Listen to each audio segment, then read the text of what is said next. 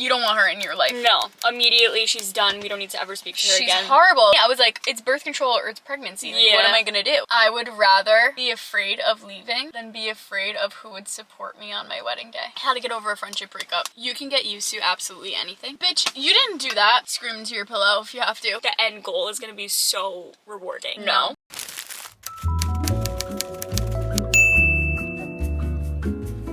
Hey, is this a joke? What? This is the smallest thing I've ever seen in my fucking life. I'm trying the falafel pocket from Starbucks. This ain't no meal. They put their heart and soul into this. Is it good? You would What's love in it? this. Falafel? Yo, wow. Is that this good? is really good. I mean, for Starbucks, I'm not like Yeah, like in you're Greece. not like in Italy. Italy, they don't have falafel. Okay, we're gonna be your big sisters right now, and we are gonna answer your questions that I asked you over on Instagram. Follow me over there. Some of them, like, I don't even have the answer to, so I hope you do. Okay. First question. I like my coworker, and I don't know what to do. Like, we need more context, I think. Is it worth it to like ruin? Okay. Depends on where you work. If it's your like long-term job, like end goal, like is it worth it to ruin your job No. over a man? No. If it's like a starter job, like while you're like in college or something, like Hell yeah. hell yeah. Go after it. But only if he doesn't have a girlfriend or boyfriend. Obviously. If it's your like big girl job, I would say it's not worth it. But if it's like you're working somewhere cash, go for it. No harm. How to get back into meeting guys after getting out of a 3-year-long Ooh, relationship. it's like the scariest thing ever, and especially if your last relationship was like a little toxic. It's so scary. It's like, is this person gonna do the same thing that my ex did to me? Like, it's literally the most terrifying thing, but time really does heal it.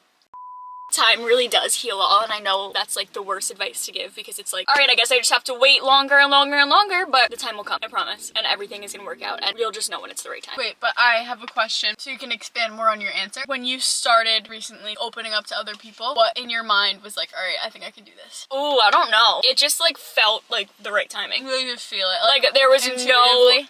there wasn't a sign where I was like, all right, I can now. It just like kind of happened. Or it's like, all right, maybe I will. Yeah, and then I was like, I'll just like see how I feel, and then I felt fine. There's no commitment to any of these people. You Any. can always just pull out and be like, no, not vibing. You know, it's like, you want to try, and if you're not ready, you can put it on a shelf for a little while. Exactly. I like this one. What are some of your go-to affirmations? Also, love you so much. Love you. Illy. I feel like it's really personal to you, so I think I'll give you an example. I deal with a lot of paranoia and anxiety and stuff, so I like to tell myself, or like I'll write down on paper, I'm safe with myself. I always feel the need to have somebody else with me to feel safe, so I'm trying to get over that. You can just use that and apply it to your own maybe insecurities or fears and stuff. Yeah. I also will always write, because we all do deal with like body issues. Yeah. Like I'll write, your body is beautiful, your body's perfect, like just things that you want to subconsciously start thinking to yourself. Something that I always say to myself is like, everything is gonna work out exactly how it's supposed to. Like that is like honestly the one thing. Like I don't really like do like affirmations like that. I should. But the one thing that I always say to myself is everything is gonna work out. Like it always has, and it always will. That's just how life works. And also, even if the journey to get there sucks, the end goal is gonna be so rewarding. That was perfectly said. I'm full, so. Well, I'll help you. How to recognize healthy arguments versus toxic arguments in a relationship. It's all you.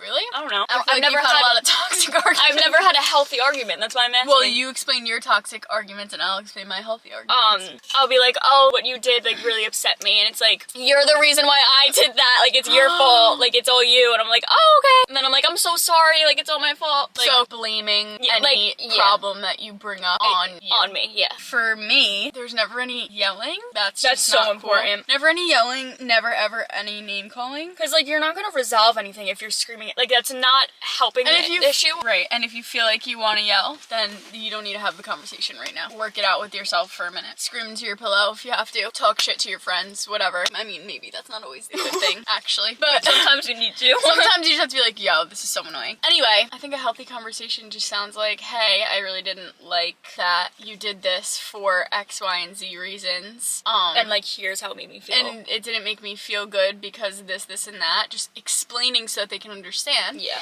And they'll respond with, okay, I hear you, I shouldn't have done that, I'm sorry I made you feel that way, I understand. Something that Paul will always say to me, he'll be like, noted. And then it always makes me feel good, because I'm like, alright, he's like keeping that on the back burner, like he's gonna remember that. Yeah, so that's basically just understanding each other and listening is healthy, and then that's the opposite, not listening. Yeah. So I hope that helped you recognize the difference. Yeah. I like this one. Any advice on getting/staying motivated? Love you both. Love you too. There's guac all over my phone, I'm sorry. Hold on. Oh, sorry. since like the new year, I've been really struggling to have motivation to work and also just like live. And I don't even know how I got out of it. Like I kind of was just like, I have no choice. Like I have to get my life together. And I just like started doing things. Sometimes you just get to like a breaking point. Yeah, where it's like, I can't live like don't- this anymore. Yeah. I think that's a lot of the reason why it starts, but a good way to do it, keep this in mind, and I've been telling people this because I just started being really on my shit again, which I'd like to think that I am most of the time, but I feel like I fell out of it for a little. Keep this in your mind. Do not forget it. It's gonna suck the first week. Oh my god. The first week sucks. You're not like, oh my god, I'm so happy I did that. I feel so good. No. Maybe at the end of the day when you look back at all the things you achieved, you're like, alright, that feels nice, but it did was suck. annoying to do. It was annoying. Like, it's getting into a routine, you have to start somewhere. So beginning's gonna suck, but when you get to the second week after one full week, I noticed that that's when it's like, oh my god, I feel so good. I know that this is good for me. And when you fall off of track, when you're becoming a little bit not motivated, you always have to think back and go,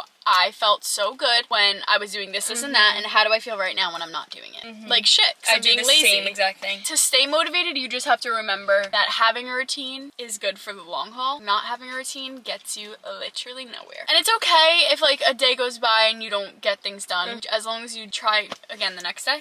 You got this. Full. Also, create a routine that you like. Like, it doesn't have to be these crazy extravagant things. It can literally be like a 5-minute learning session on your phone, a walk, gratitude, journaling. Like, it doesn't need to be these excruciating. Yeah, also you can like read a book for like 2 pages. Like that could be like your like small goal. Like read 2 pages of a book a day. Right, like It start doesn't slow. have to be anything crazy. My best friend is always with her boyfriend and we don't even get to talk anymore. That's fucked. Listen, That really ain't cool. it's not. Like, I don't even know what to say. Me neither. You gotta talk to her. I feel like every person has been through this with a friend. It just happens sometimes. You gotta tell her, girl, I miss you. Yeah, be like, hey, like, why haven't we hung out? Like, I miss you a lot. Being transparent is so important. I know it's hard. It's hard, but it's so important. But I think a lot of the time when I watch an advice video on YouTube, someone will say the answer that makes the most sense, but you're like, bitch, you didn't do that. Yeah, you're right. Like, I know you didn't, I know Yeah.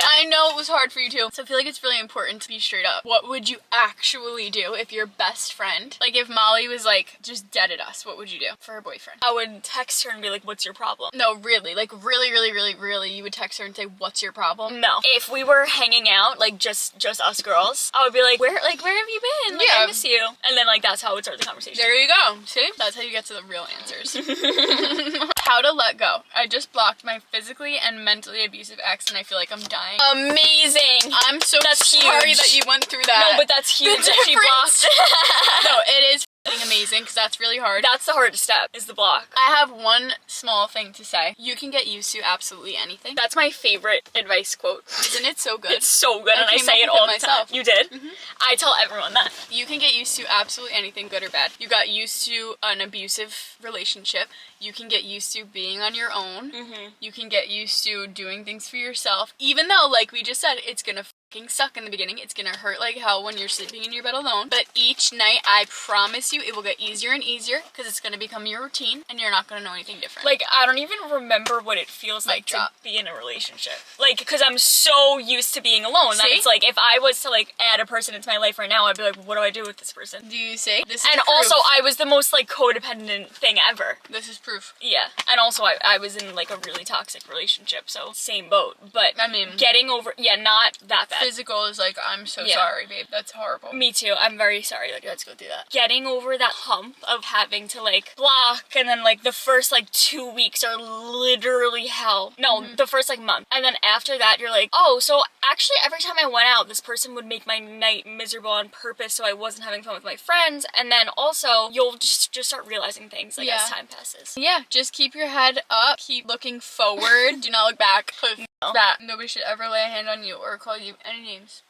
This question right here. How to get over a friendship breakup. Babe, I don't know. I don't know. I'm gonna be so fucking real with you. I guess it's the same thing that I just said. Honestly, but it hurts. like, of course, relationship breakups suck, but, like, friendship breakups are, like, a different story. You are almost even closer with a friend. To me, I don't agree, and I'll tell you why. I think personally, this is just totally my opinion. I feel like when you give your body to someone and you share like intimacy on that level, it's like, I can't fucking believe you. Like, when it's a friend, it's like, of course you shared intimate moments, not sexually, but to me, like, that connection is just like, you can't with that. That's hard, you know? Yeah, that's a good point. I don't know though. I don't know either. I'm so sorry, babe. Honestly, We've all been through it. 2 friendship breakups ago. Oh my god. I just This is the age though that it happens. Oh yeah. And I'm seeing it so much, but it's not even I'm not even upset about it. It's just oh okay. I just simply don't think about it, and then I forget that they exist. That's what I do. Okay, there you go. And it works. Everybody does come into your life for good reason. They leave for good reason. So yeah. You'll figure it out one day. But right now, you just gotta surrender and not obsess over the why. Alright, I need to take off my jacket. How do you beat judgment, insecurity, and embarrassment when starting YouTube? I was so young, I didn't care. I literally posted my first video and locked my phone and ran away. And I was with my family, so I forgot about it. I did the same thing too. I posted my video, closed my computer, and then I didn't tell anyone that I posted it. I was just I didn't even have a computer. That's insane. Literally posted it on my phone and ran. And listen, all you need is one person to support you. You just need that one person, and it can even be yourself, but it does help when you have one outside source that knows what's going on, understands, and all that. They will give you the support you need. You can give yourself that support you need. Just think about the life that you can live. Just think about the future. The end goal. Everybody has to start somewhere. Everybody has to start small. How do you think we started? 0 subscribers, 0 followers. It was embarrassing, and especially when I started. Do you know how embarrassing that was? I was still in high school. People were literally shitting on me, and I didn't even care. You have to love it too. Honestly, you really have to love it. I fully, truly believe that if you're not in it for the right reasons, and if you don't love it, it's not gonna work out for you. My hair looks really good right now. It does. I put in wave spray from Day. I just got a PR package from them, and I used their shampoo and conditioner. So good. And then I put their wave spray in. Great stuff. Really loving this color. What is it? From MAC's new I saw Sam use that. It looks really good. Collection. I need to look at them. It's called Cool Spice. Yeah. I read it. With the Say Beauty. Love their lip gloss. How good. It's really good. Alright. Heavily debating getting off birth control. I need your advice and experiences. Just do it. That's literally all I have to say. just get off of it. It's the best thing I've ever done. It's the best thing I ever did for myself. Ever. Now, what was your experience? Okay, so I was going through a really rough time in literally every aspect of my life. I was going through a breakup. I was really sick, throwing up every meal. I was really depressed, and I was getting off of birth control, so I don't know what was making me feel like what. And I don't really remember, because when I go through moments like that, I just don't remember anything. So I don't know how I felt. Love that answer. For me, I felt, and I can say this for every single person I've spoken to that got off the pill also, you feel a period of 3 weeks to a month of just, you feel light. That's the only way you can describe it. You just feel light. You're like, why is anyone ever sad? Everything, you physically feel like a weight lifted off your shoulders. I don't remember that feeling. And it's such a nice feeling. But then for me, my hormones were all out of whack, so I kind of went through a bad period mentally for 2 months, but I went to acupuncture and we regulated my hormones. So yeah, the only thing I can really complain about is that and skin. But I can't even promise that will happen to you. It's not like it happens to everyone. It just was my personal experience.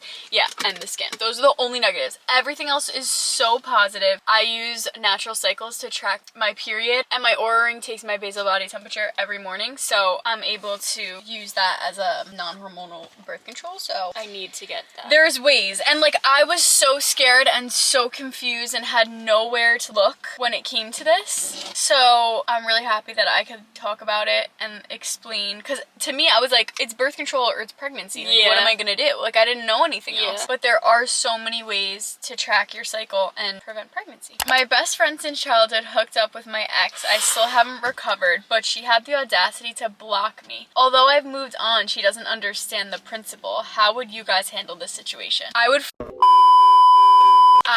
Initially I would go fucking bananas, but I wouldn't react to them that way. I would on my own act like a psychopath. So she is insecure about her actions. That's why she's running away from the problem. Facts. Let's start there. Yeah, you don't want her in your life. No, immediately she's done. We don't need to ever speak to her again. She's horrible. You would never do she's that. Non-existent. You would never do that, and I know it. I don't know you, but I know you wouldn't.